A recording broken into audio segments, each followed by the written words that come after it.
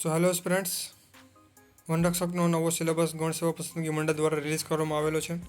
Syllabus જોઈએ. સિલેબસમાં કશું નવું નથી. જે જૂનો સિલેબસ હતો સિમિલર તેનાથી જ છે. બસ અહીં આપણે વિસ્તૃત ટોપિક્સ આપેલા છે અને અહીં વેટેજ આપેલું નથી, પરંતુ આઈ થિંક કે જે જૂનો સિલેબસ હતો તેના જ પ્રમાણે તેના જ સિમિલર વેટેજ અહીં રાખી શકે છે.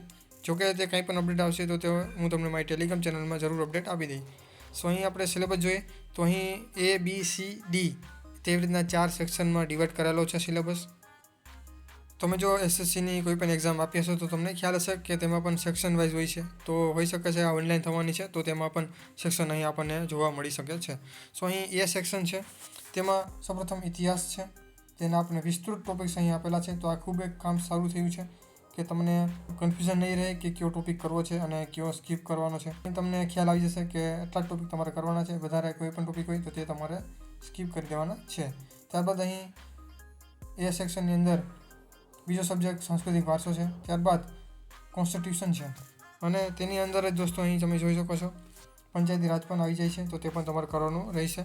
ત્યારબાદ ભૌતિક ભૂગોળ છે.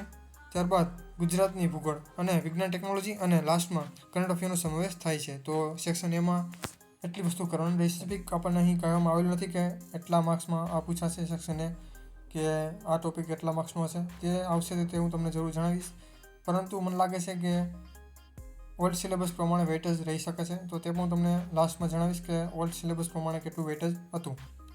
B સેક્શનમાં જોઈએ તો તેમાં આપણને અહીં સામાન્ય બૌદ્ધિક ક્ષમતા અને તાર્કિક બુદ્ધિ એટલે કે જે મેથ્સ એન્ડ રિઝનિંગ છે તેનો સમાવેશ થાય છે. તેના અહીં ટોપિક્સ આપેલા છે. તેટલા જ ટોપિક તમારા કરવાના રહેશે. ત્યારબાદ સેક્શન Cની અંદર ભાષાકીય જ્ઞાન છે, ગુજરાતી ભાષા, જેમાં રૂઢિપ્રયોગો, અર્થપ્રયોગો છે.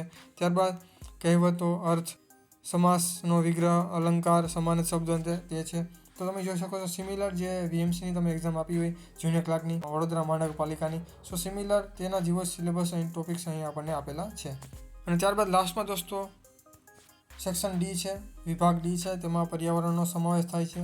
પ્રદૂષણ, ગ્રીનહાઉસ અસર, ગ્લોબલ વોર્મિંગ છે, જંગલો છે, તેનો સમાવેશ થાય છે. જેમાં અહીં આપણે 4, 5 ને 6 છે અને લાસ્ટમાં કરંટ અફેરનો સમાવેશ થાય છે. તો આવી રીતનો કંઈક સિલેબસ રહેવાનો છે. હું તમને ઓલ્ડ સિલેબસ પ્રમાણે કેટલો વેટેજ હતો તે પણ તમને અહીં જણાવી દઉં. શું દોસ્તો, ઓલ્ડ સિલેબસ પ્રમાણે જોઈએ તો સામાન્ય જ્ઞાનમાં 25% હતા. એટલે આ પેપર છે તે 200 માર્ક્સનું અહીં આપણને કહેવામાં આવેલું હતું. તો 50 ક્વેશ્ચન સામાન્ય જ્ઞાનમાંથી પૂછવામાં આવવાના હતા.